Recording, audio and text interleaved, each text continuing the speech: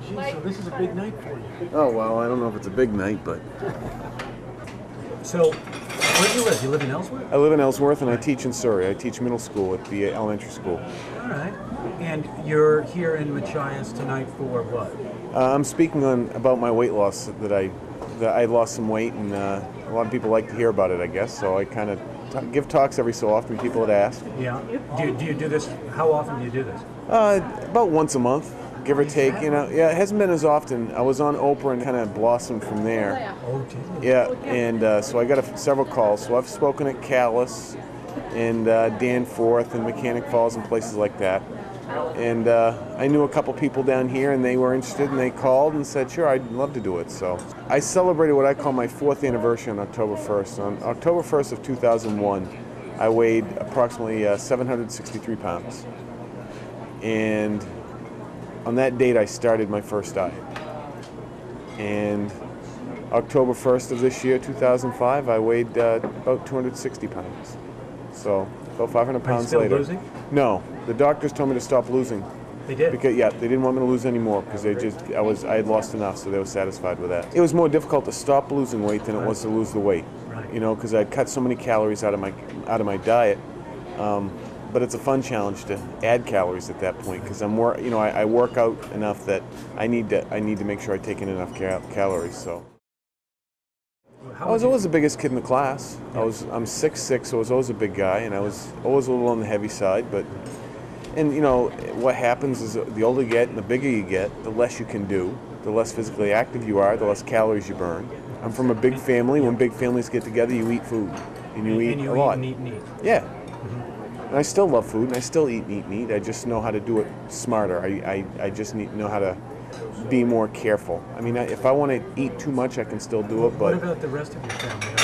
Are they? None to the extent that I was at. I mean, there are some. I have a brother who probably could lose 50 pounds, but nothing like 100, 200, 300, or 500 pounds as the case was.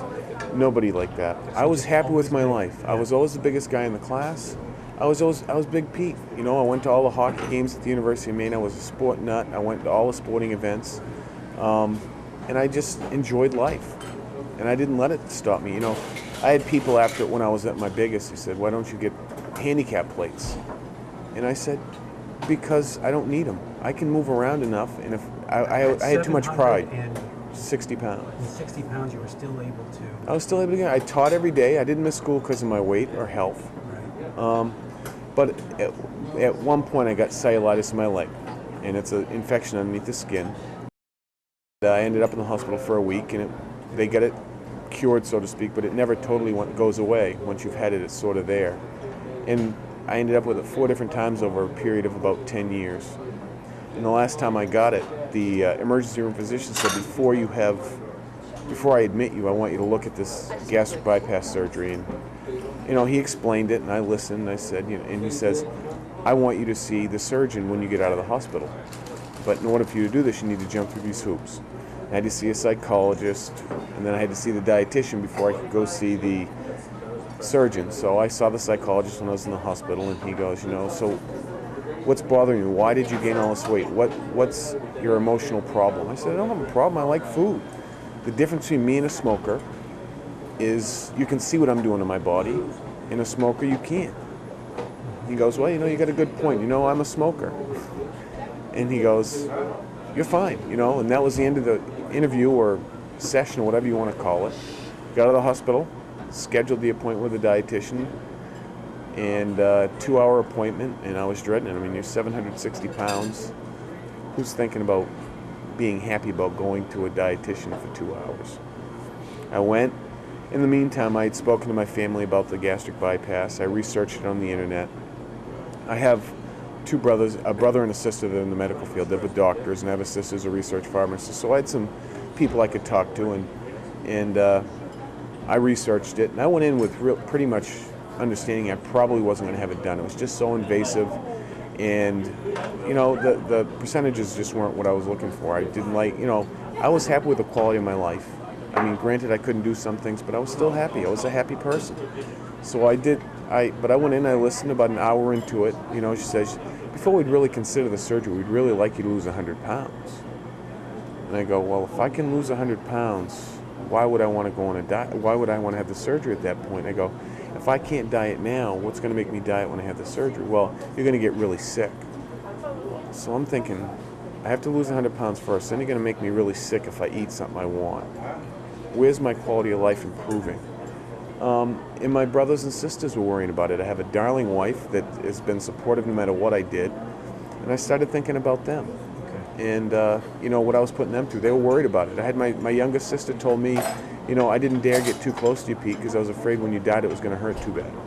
I learned this after I'd lost the weight, but boy, you hear that and it kind of hurts, that you were putting them through that kind of pressure. So I tried dieting. At the hour into the meeting, I said, this isn't for me, I'm not interested. This was in 2001. 2001, yep. And she goes, well, let's try and set up a diet for you. We'll count some calories, a 20 calorie diet. And she set up, I said, okay, I'll try it. I'll try anything once. And I tried it. And for the first month, I followed it religiously. I didn't fall off the wagon or anything. And she and I went back and I lost my first 15 pounds. I was pretty happy with it.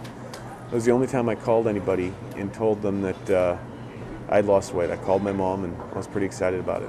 After that, I didn't tell anybody. Each month I weighed in. I'd lose a little more weight. I'd weigh in, but the only person that knew would be my dietitian, my doctor, and my wife. Why didn't you want to tell anyone? Well, I put the pressure on myself. Do you think by telling someone you might just take off some of the steam and momentum that you had? No, I had made the decision. They don't need a monthly update, because if I have a bad month, the only person that's got to worry about it's me. They're not the one on the diet. They're not trying to lose the weight I was. And I didn't need any extra pressures if I was going to do this. Come to find out, I didn't need to worry about it.